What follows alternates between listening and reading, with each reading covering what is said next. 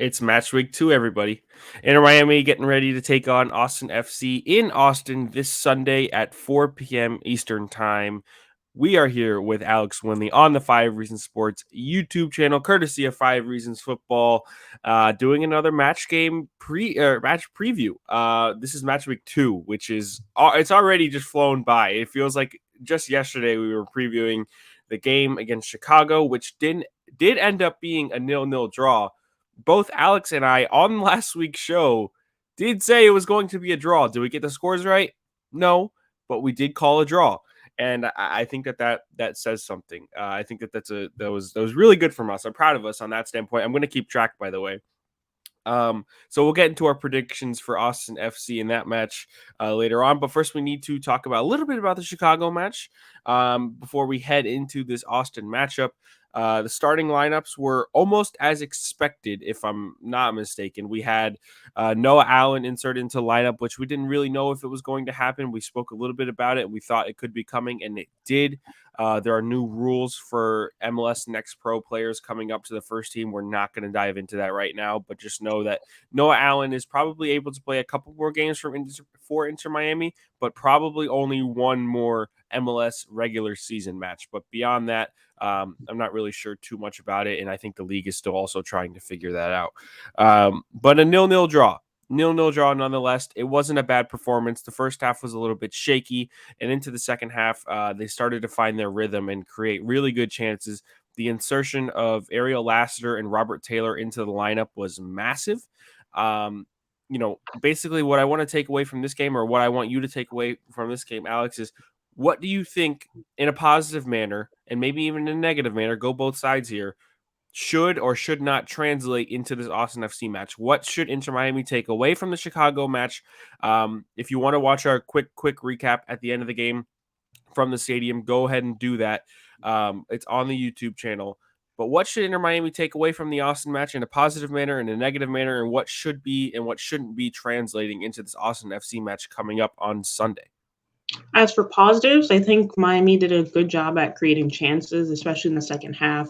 When the game started to open up a bit more, the inclusion of Lassiter and Robert Taylor, they had a lot to do with that. So, it shows a bit more cohesion from Inter Miami. Last season they didn't really have a lot of that. So the fact that they were able to, have, I've got to recheck about, they had like 17 shots, 3 of them on goal, and a lot of them were really good chances that they just didn't capitalize on. So that's definitely a positive they can take away. A negative will be, not finishing those shots. Obviously, in order to win, you need to score. And unfortunately, there were a couple of pretty bad misses. From Campana. He got into good spots, but he just wasn't able to finish. Higuain was a really good distributor. He didn't really have too many shots on goal, which he didn't have a shot on goal, period. I think that's the first in his Inter Miami career. So, they just need to finish those shots that they created against Chicago. And I think Austin FC, we'll touch on it later. They're a team that's, susceptible to, giving up a space in behind. And I think you talked to Ariel Lassiter about that during your pre-match scrum. He mentioned that Austin is a team that does leave space in behind. And I don't know, maybe that's a hint that Lassiter will be starting this Sunday. But Lassiter can use his pace and speed to break up Austin's back line. So yeah, positives would be them creating chances, and the negatives would be them not finishing them. In order to win, you obviously need to score. So hopefully this weekend Miami can capitalize on many of those chances that they weren't able to versus Chicago. Yeah, I agree. That's probably the main takeaway there is finishing chances. Although creating chances is good, and the goals should probably come if they're to keep this up at a consistent rate. But it is a little nervy knowing that they didn't get to finish any of the chances that they had. Now, I wanted to talk. You mentioned it. We got to talk to a couple of players during the week, Wednesday and Friday. There was some preseason or pre-match training sessions and a little bit of scrums. Ariel Lassiter talked really wisely about Austin FC, knowing what he can do in order to beat them. He has that Western Conference experience already. I know he only played them probably a couple of times last year with Houston Dynamo, but that experience is probably going to prove to be vital. And other than that, I also talked to DeAndre Yedlin, who talked about the well, just a couple of things, but most importantly, going forward in the wingback play, I asked him about that as well. And getting those kinds of players on the ball, those are things that I'm looking forward to seeing in this Austin match, because we didn't see it in the first 45 minutes. And if they can jump out the gate with good wingback play, with runs in behind the center backs, I think that they can take a lead early. And doing that away from home could be extremely important. It's usually very important in an away match, especially in a territory like Austin, that where it's not necessarily going to be hostile, but it's going to be loud. Q2 Stadium has already made a name for itself, and I think that there's probably going to be in a really good environment there. And I know that there's also going to be a good environment there from Inter Miami fans. La Familia, shout out to you guys. I know there's a number of you guys traveling. I hope I get to go out, and I'll try and find you in downtown Austin when I'm there. I hope I get to see you. I'll try and record some footage. You guys are doing an amazing job. But yeah, I totally agree, Alex. Those are a couple of my takeaways. But I also have some other takeaways from those training sessions that I saw. And it's basically just an injury report. So before we get into what we think the starting lineup is going to be, there were a couple of key injury notes that were made clear to us in the media. And basically, it's not stuff that we didn't already know, but there was maybe one surprise that we're still trying to get developments on. But when I first showed up to training, I saw that Ryan Saylor and Kieran Gibbs were off to the side doing individual work. We knew that Kieran Gibbs was questionable for the game last week. Noah Allen obviously got the start there. Noah Allen probably won't end up playing in this game. There was no sign about a loan this far.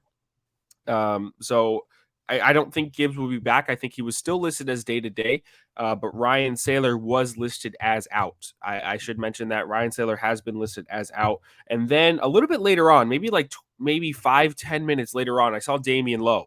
Damian Lowe was off to the side doing individual work, and that was something to me. You kind of, when you're at training, you can see all the first teamers and second teamers playing together, and then there's a trainer off to the side that works on players recovering from injury. Last week, I had seen Edison Escona and Bryce Duke. We knew that they were injured and trying to recover. And this week, like I said, Ryan Saylor, Kieran Gibbs, Damian Lowe, and then also Jovan Jones. But the thing is, with Damian Lowe, we didn't know that this was happening.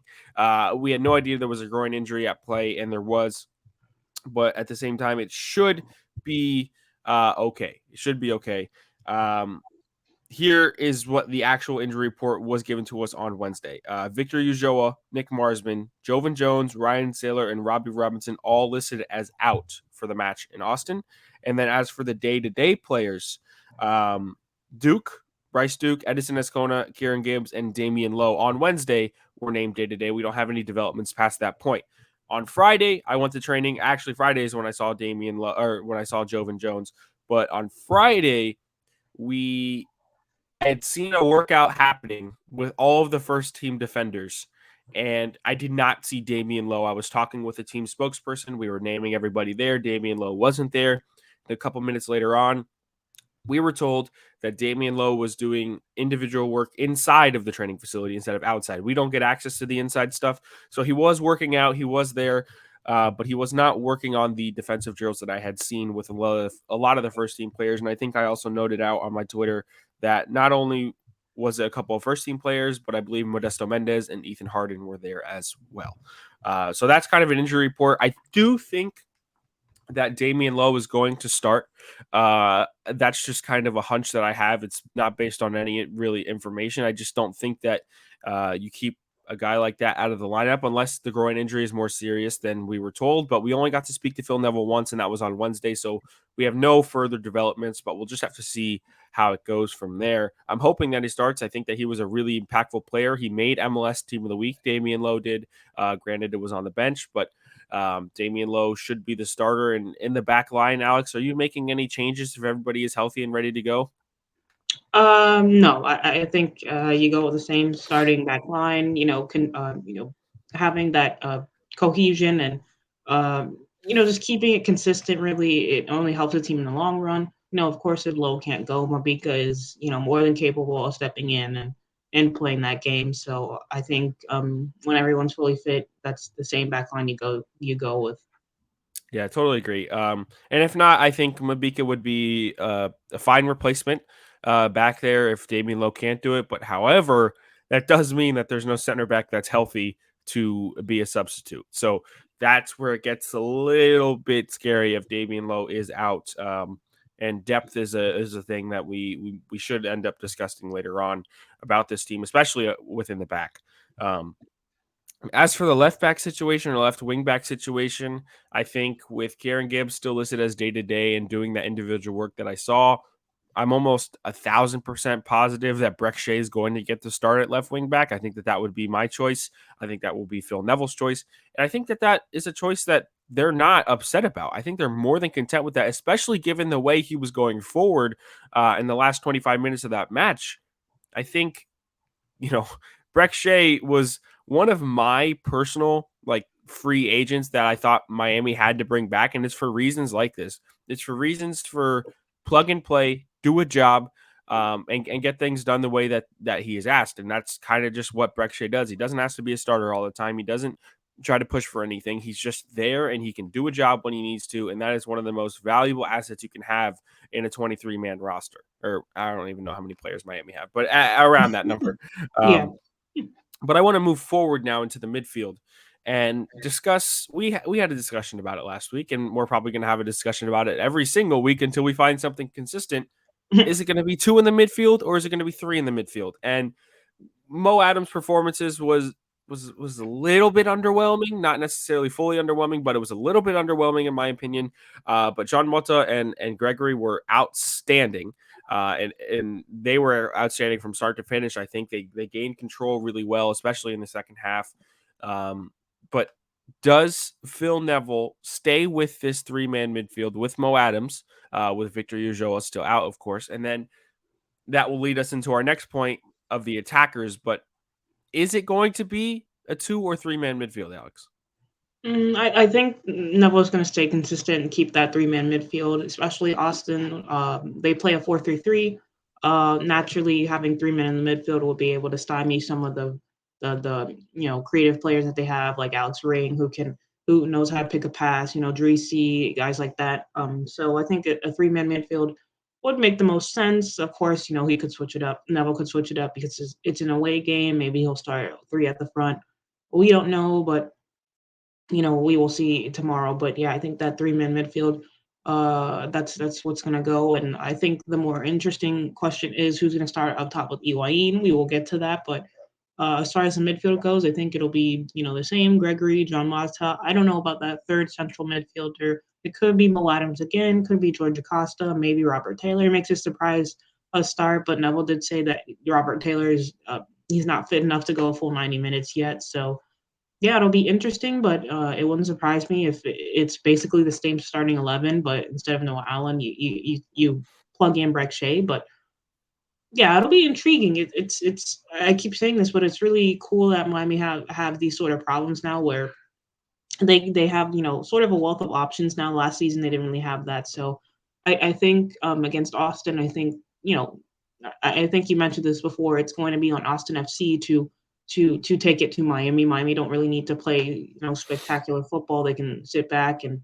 basically counter. So I think if Neville goes with a really industrious, hard nosed defensive midfield 3, that's where Mo Adams starts. Get a little bit more muscle in there, and then maybe up top you have an Ariel Asher who can get in behind, use his speed, and just create problems. But yeah, I think that 3-man midfield is there to stay. And of course, in the second half, if it's still 0-0 and the game gets a bit stretched, that's where you switch to a 3-4-3. Maybe you bring on an Emerson, Lassiter, then Robert Taylor can maybe go the last 20 minutes. So, yeah, Neville has quite a bit of options, but I think that 3-man midfield is there to stay. Is there to stay. Excuse me. Yeah, I would agree, and I think that we should just jump right into it. Let's talk about the attack because I agree with you on the midfield. I don't think there's any further points to be said there. You did a great job. There's now this huge question: is it Leonardo Campana or is it Ariel Lassiter playing next to Higuain up top? And I do want to mention Gonzalo Higuain's performance. I thought that the 7 key passes or chances that he created and made highest on the field at the time between both teams. He, just seemed to be that creator that he wants to be, that he was striving to be last year, but there was nobody in front of him. Campana was in those situations, was in those positions, but couldn't finish the chances. Lassiter got in those positions in his time on the pitch, couldn't finish the chances. However, it seemed like Lassiter has a little more promise. However, if you go back and look at the Campana chance in the first half where he had the headed attempt and it hit the crossbar, let's say that hits the underside of the crossbar and goes in. Are we having this conversation right now? I'm not really sure. I don't know. The game kind of maybe could have opened up and it would be a lot different story. And I don't want to go on hypotheticals, but Campana got himself in good areas, and maybe this is my Ecuadorian bias at the moment, but I think that Phil Neville should stay with the same idea where, okay, Campana and Higuain up top, use a 3-man midfield, let Austin FC you get the possession because they are going to try and be a possession-based team. Mhm. They controlled the entire game against Cincinnati, which is not hard to do, but they did. I think that you put your trust in your back line and then your defenders who are protecting the back line, like you did against Chicago. Even against a player like Jordan Shaqiri, they did it. And then you use your second half weapons to a T. And I think that they could really, really, really destroy Austin in the second half here. However, first half goal, like I said, could be a very vital thing, especially on the road. I'm in a little bit of a toss up, but I'm leaning towards let's let Campana and Higuain do their thing in the first half, see if they can get a couple more chances there, and give up a little bit of the possession and then change it up in the second half. What are your thoughts on that? Yeah, my mind is saying Neville. That's what he's going to do. Start Campana But what and do Higuain you up top. want, Alex? What do you want? I, I think I mentioned this before at the end of the game against Chicago. I wanted them to go for it. So naturally, I'm more of an attack minded, sort of football idea, person. I personally would start Lassiter. He looked really good in preseason. I remember us watching that closed door DC match. He was basically a menace. He was unlucky to score, but I think Ariel Lassiter had a really good preseason. He knows Austin FC. He's an ex Dynamo player, so he's got a feel for them.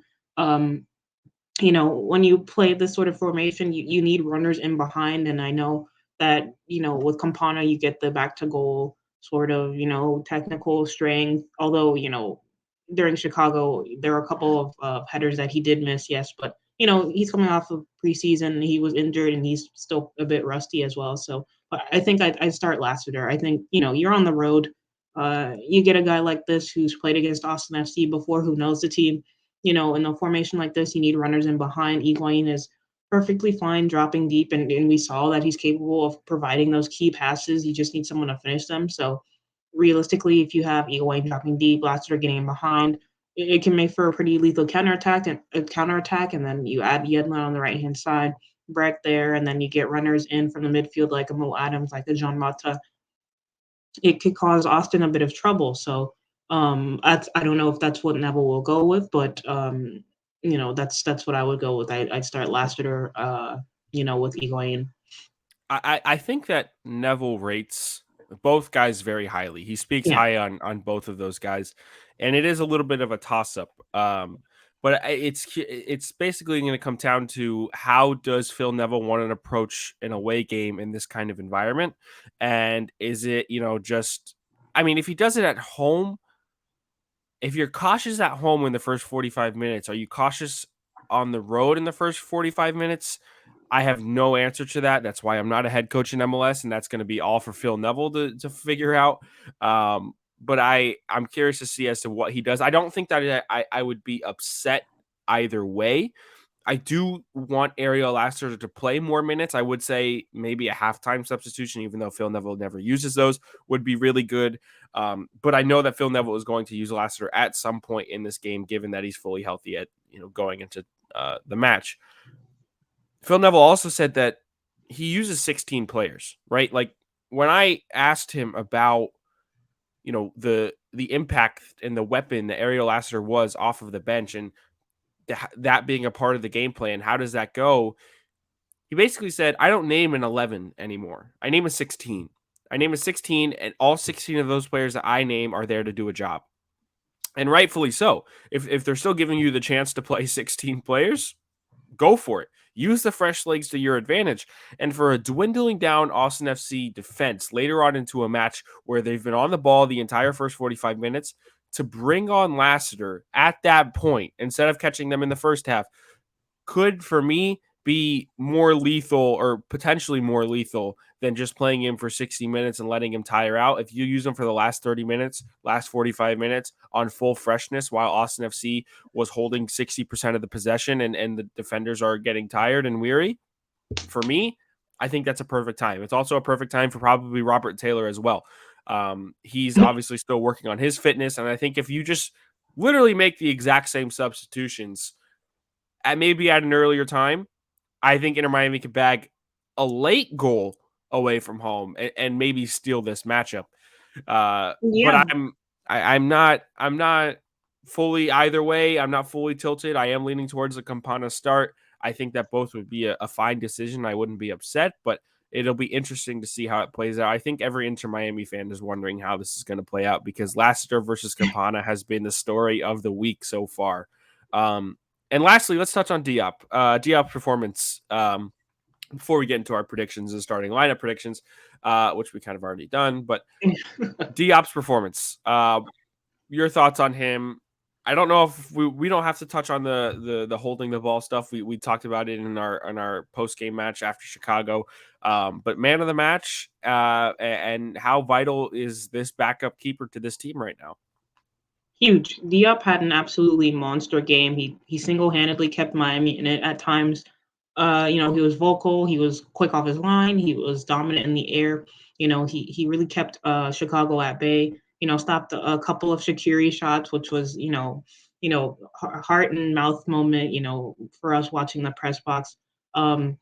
Yeah, he did really well, and I think the controversy about him and the Higuain thing, and naturally, as a scorer, Higuain was going to want to score or get one more chance at scoring at the end of the game, but I can see it from Clement's point of view. At that point, he was just trying not to lose it. I would have liked to see them gone for it, but I understand both points of view.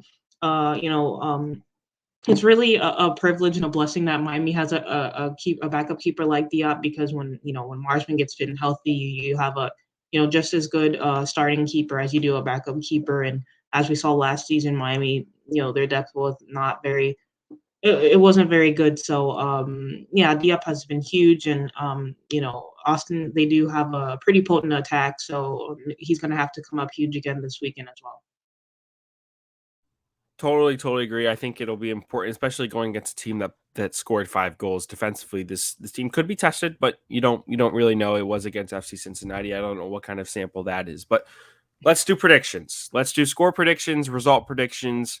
I'm going to take the lead on this because I have an interesting stat, and it might sway whatever you were thinking. I don't know, but Austin FC do not draw matches. And I got a little bit of a hint on this from a team spokesperson at training on Friday. They don't draw matches. They drew the least times of any team in MLS last season. Did they really? Just 4 times they drew matches. 4 times. Austin FC do not draw matches. And initially, I'm thinking, you know what? Miami pick up another point, especially on the road. They'll be happy with it. But I think there's going to be a winner here. Out of 34 games, you're only drawing 4 times. I think the odds that there's going to be a winner in Austin are huge. And I'm actually going to say 2-0 Inter Miami, another clean sheet. A win and a clean sheet on the road. The spirits are going to be buzzing. La Familia is going to be there supporting. Listen, I think that Phil Neville tactically will have this game pretty sound. I think that from everything we've talked about, there's probably something going on that maybe we don't know about.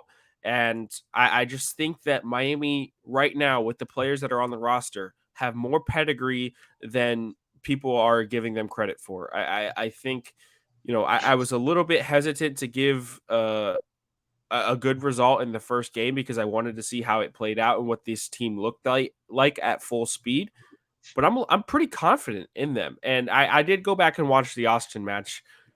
FC Cincinnati missed a ton of chances, as we noted. I think that their back line is pretty susceptible to giving up good chances. And if they can do that at an abundance, Miami anyway, sometime a goal is going to go into the back of the net, whether it's Campana, Higuain, Lassiter, Malta, whoever it is, probably Breck Shea for all I know.